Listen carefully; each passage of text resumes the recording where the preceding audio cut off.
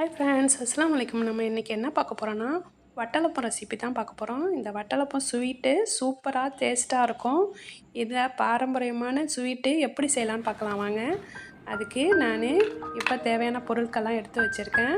முந்திரி 50 கிராமு, பாதாம் 50 கிராமு, பொட்டுக்கடலை கொஞ்சம் எடுத்து வச்சுருக்கேன். பாதாம் ஊற வச்சு தோல்லாம் எடுத்து வச்சுருக்கேன். இந்த மாதிரி தான் நீங்கள் எடுத்து வச்சுக்கணும். இப்போ 8 முட்டை வச்சுருக்கேன். இது கொஞ்சமாகவும் செய்யலாம். நான் இன்னொரு நாளைக்கு கொஞ்சமாக செஞ்சு காட்டுறேன். இது 8 முட்டை எடுத்து வச்சுருக்கேன். 1 டம்ளர் அளவு சீனி எடுத்து வச்சுருக்கேன். ஒரு தேங்காவை எடுத்து பால் புழிஞ்சி அது கெட்டிப்பால் எடுத்து வச்சுருக்கேன். இது ஏலக்காயில் உள்ள அந்த பருப்பை மட்டும் எடுத்து வச்சுருக்கேன். இதில் நம்ம எல்லாத்தையும் முந்திரி, பாதாம், பொட்டுக்கடலை எல்லாத்தையும் போட்டு தண்ணி ஊற்றாமல் அரைச்சிட்டு வந்துடணும். அரைச்சிட்டு அதுக்கப்புறம் நான் கொஞ்சம் தண்ணி பால் எடுத்து வச்சுருக்கேன். அந்த தண்ணி பாலையும் இதில் ஊற்றி நல்லா நைஸாக அரைச்சிட்டு வந்துடணும். இப்போ 8 முட்டையை நான் மிக்ஸி பெரிய ஜாரில் போட்டு ஊற்றி வச்சுருக்கேன். அதில் சீனியும் 1 டம்ளர் சேர்த்துட்டேன். கொஞ்சோண்டு உப்பு டேஸ்ட் கொடுக்கறதுக்காக போட்டிருக்கேன். இது எல்லாத்தையும் நம்ம மிக்சியில் போட்டு நல்லா அந்த சீனி கரையிற அளவு அடிக்கணும்.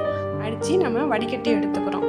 இந்த பாலில் நம்ம வடிகட்டி எடுத்துக்கிறோம். தேங்காய் பாலில் இது ஒரு தேங்காவோட பால், கெட்டி பால், பால் தான் எடுத்து வச்சுருக்கேன். நம்ம முந்திரி அந்த அரைச்சி வச்சுருக்கோம்ல அதையும் சேர்த்து இப்போ நம்ம மிக்சியில் போட்டு இப்போ நான் அரைச்சி வச்சது அந்த பால் எல்லாத்தையும் ஒன்றா சேர்த்து நம்ம கலந்து வச்சுக்கணும்.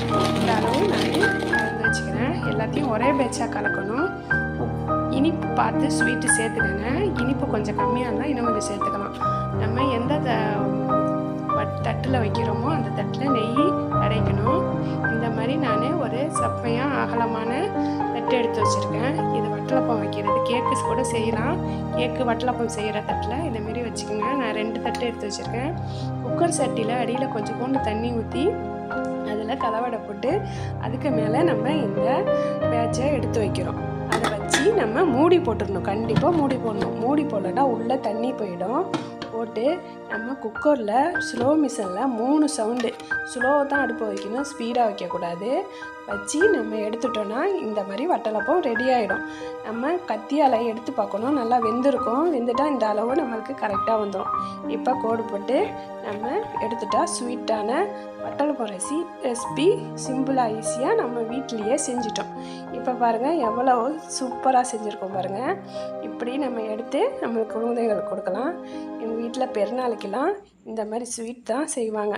இந்த ஸ்வீட்டு செம்ம டேஸ்ட்டாக இருக்கும் ஃப்ரெண்ட்ஸ். ஓகே ஃப்ரெண்ட்ஸ், பாய். லைக் பண்ணுங்கள், ஷேர் பண்ணுங்கள், சப்ஸ்கிரைப் பண்ணுங்கள், கமெண்ட் பண்ணுங்கள். இந்த ஸ்வீட்டை சாப்பிட்டு பார்த்துட்டு